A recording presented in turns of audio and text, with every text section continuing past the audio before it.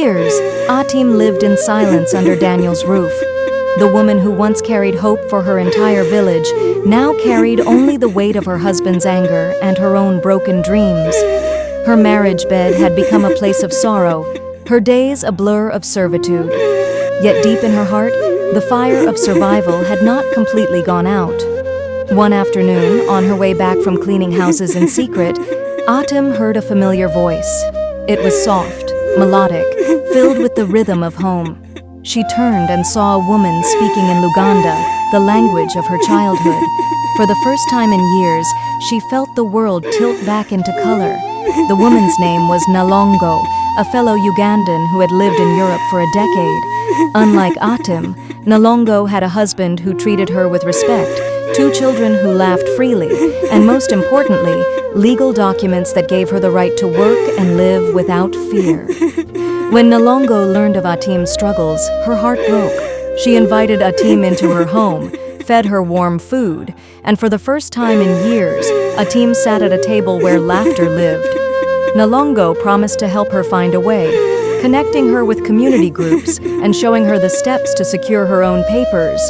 She even hinted at job opportunities that would finally allow Atim to stand on her own feet.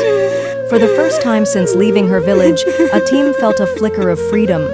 She imagined working honestly, sending money back home, and maybe, just maybe, finding herself again.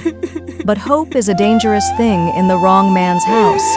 When Daniel discovered her meetings with Nalongo and learned she was on the path to financial independence, his envy consumed him. He could not bear the thought of Atim standing tall while he remained broken, banned, and powerless. To him, her freedom was a threat, a reminder of his own failures. His words turned sharper than knives. He accused her of betrayal, of planning to leave him, of being ungrateful for the life he had given her. Nights became darker, her body still chained to his demands, but now with added cruelty. He began to lock her in the house, cut her off from Nalongo, and warn her that if she ever tried to break away, she would regret it. Atim's glimpse of light was fading again. What once promised to be her salvation now became the fuel for her husband's wrath. And so she found herself torn between the door to freedom that Nalongo had opened and the prison Daniel was determined to keep her in. The moon still rose above her window each night, the same moon that had once seen her as a goddess. But now, when she looked at it, she saw only chains reflected in its glow.